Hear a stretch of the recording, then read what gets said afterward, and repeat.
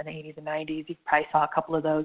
Anyway, as a kid, I thought they were so funny and so entertaining, and I loved them, and I loved watching them. And then I wouldn't watch them for years and years and years, and I'd watch them, 15 years later and watch it and just completely be blown away at all the innuendos I missed and all the funny pieces that I didn't make sense of at 9, 10 years old, and now at 30-something, I'm like, oh, wow, that's hilarious. So we grow and we mature and we cultivate, and that's the idea of coming here. I saw a meme on Facebook that was like, if you think the same way at 40 that you did at 20, you've just wasted 20 years. And I'm like, whoa, that's intense, because it's true. I mean, I don't know about waste, that's a heavy word, but, wow, that's true. Like, if you see things exactly the same and 20 human years have gone by, whew, you might have made big moves to try not to change anything, because it's just so changeable.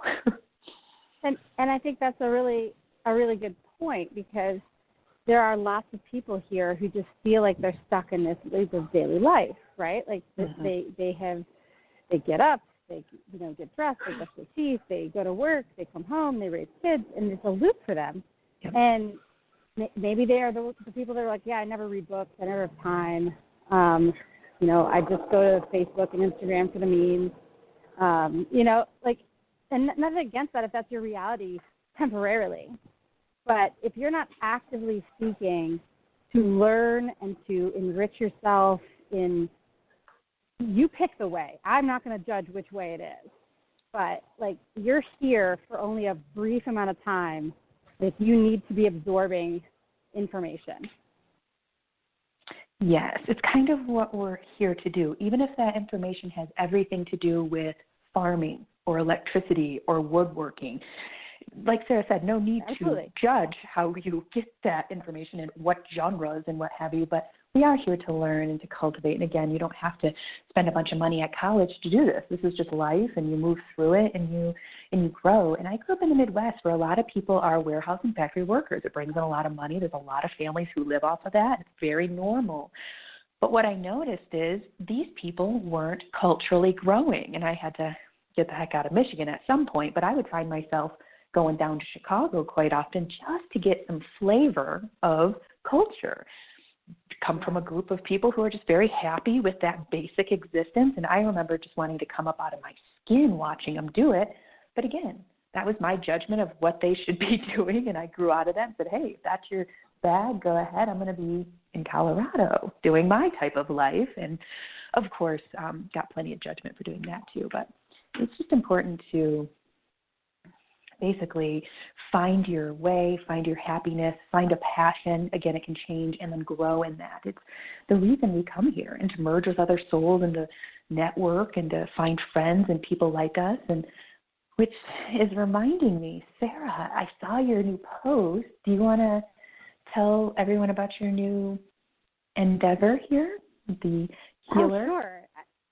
Yeah, so I don't know if you consider it new. It's just I have never leaned into it or stepped into the light. I've always hidden kind of my I don't want to say palettes, because I'm still working on verbiage for what this is, but I've always been a leader. I've always been a manager. I've always been a healer, someone who kind of brings out in others what they were unable to kind of do themselves. And because 37 has been such a transformational year, I've had literally no control over how fast I've been learning and growing. People just keep coming into my life. And I had this one particular person who lives in California, nowhere near me, kind of plant a seed, but then nurture it in kind of having me kind of come out of my shell as someone who can coach and kind of use that terminology, who is, an expert in her field, but also just intuitively enables people to open up and kind of realize their own, I'm using the word mastery, also along with the word that we talked about in the last week, which is reveal. Reveal your mastery is kind of the term that I'm working with here. But really just to help people lean into why they're here, I was listening to something last night, and I think the guy's name was Brother Ra, and he literally, it was 10 o'clock at night, And he had such a soothing voice. And I'm like, he's going to put me in a meditative state before I'm even finished watching this.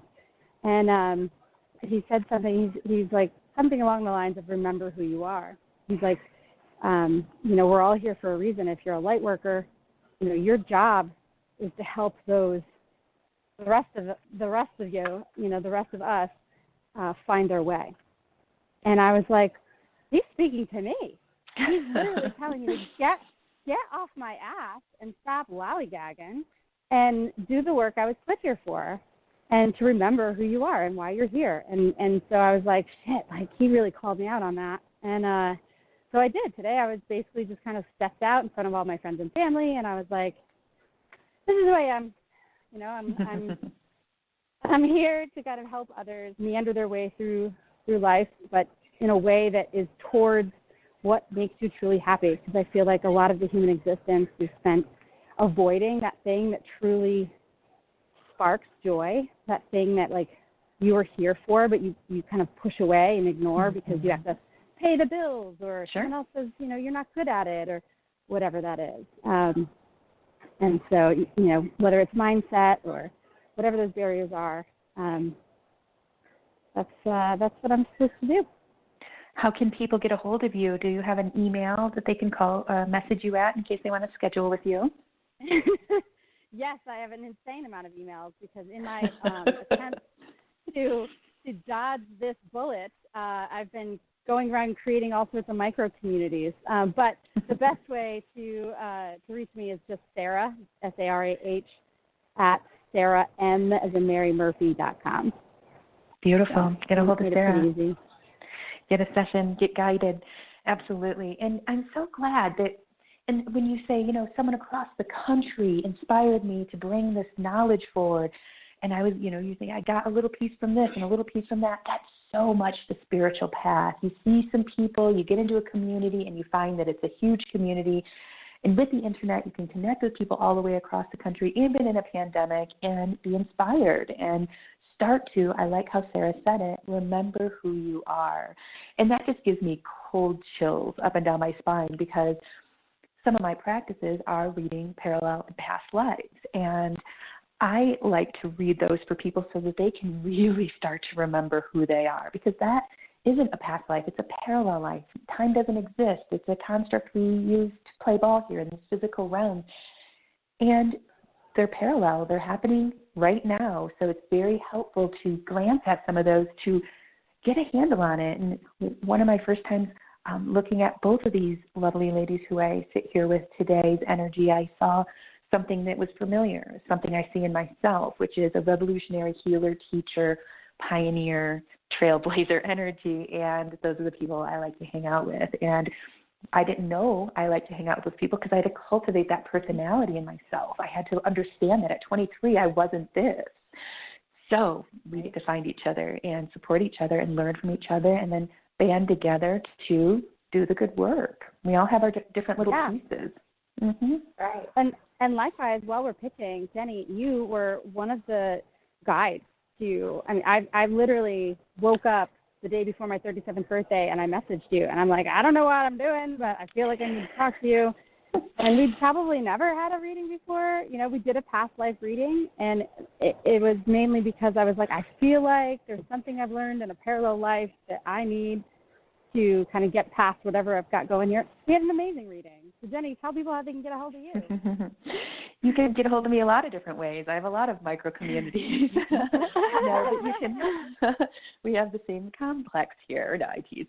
Running away. No, we run into, but while we're running into, we also create many businesses as we go, and that's the beauty of entrepreneurs, and especially spiritual ones. We can branch out and have lots going on. But you can find me on Facebook and Instagram at The Alchemy Sisters, which is one of my podcasts on Heart Over Ego Radio, which is our sister station to what we are on now, which is Third Eye Political Radio.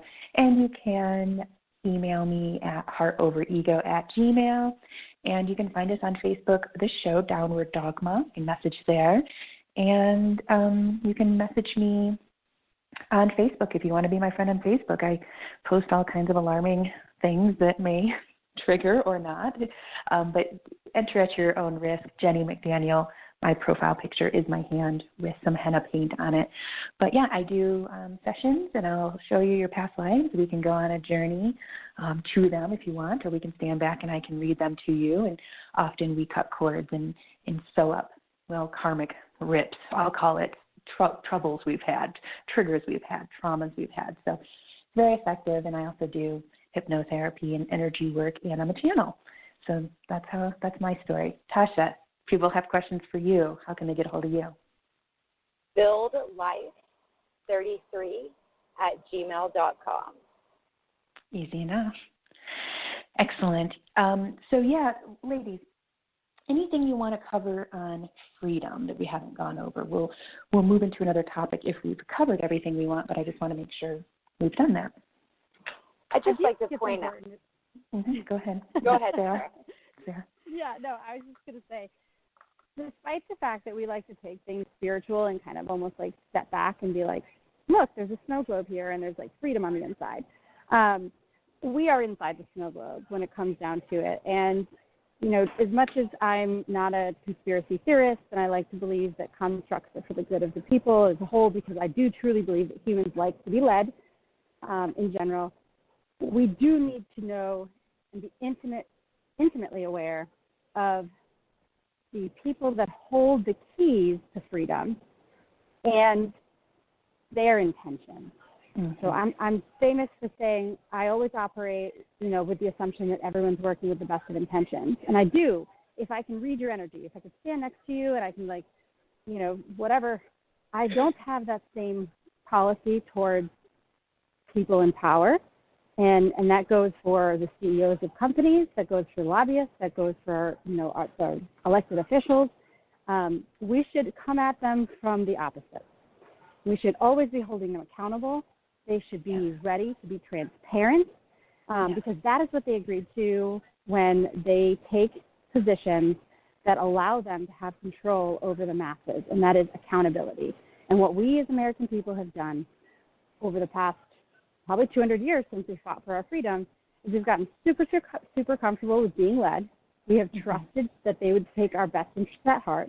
And the truth is they haven't, and that's why we're here. And so while, you know, we could talk about the protests over COVID and talk about, you know, pros and cons and all of that, it's a subset. It's a symptom of the overall illness, which is that we do no longer trust the people in power, and that compromises the long-term survival of what we interpret as freedom. Beautifully stated. Tasha, do you want to add anything about freedom? Yeah, I just wanted to say how we were talking about, you know, what resonates in taking information and leaving the rest. That's called maturity. And as human citizens, there's an issue if we are not mature enough to just take what we want and leave what we don't. And really that's, you know, expanding your consciousness, the growth and the learning, and puzzle pieces just fall in where there's not a program running. If there's a program running, that piece of your consciousness isn't open to receive a puzzle piece. So when we're talking about freedom, it's the same way. It's the exact same thing, but together that's unity, because really there's no right and wrong. There's just what I'm doing is mine, and you can't impede what's on mine, you know? So what you say is freedom can't take away my freedom. And I know that that's like a rocky road to figure out how to manifest that in the world that we see.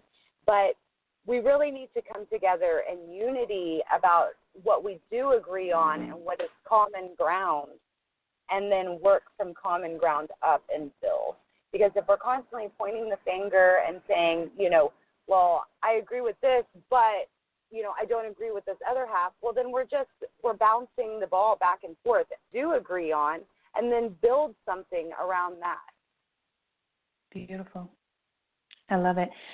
And I don't think I have anything to add to the freedom conversation. I think that we covered that nicely, and if anything pops up in the last few minutes here, you guys can add it. But for a moment, we are going to run to a commercial, so we'll be back in about 42 seconds. Actually, it's 52. We'll be back.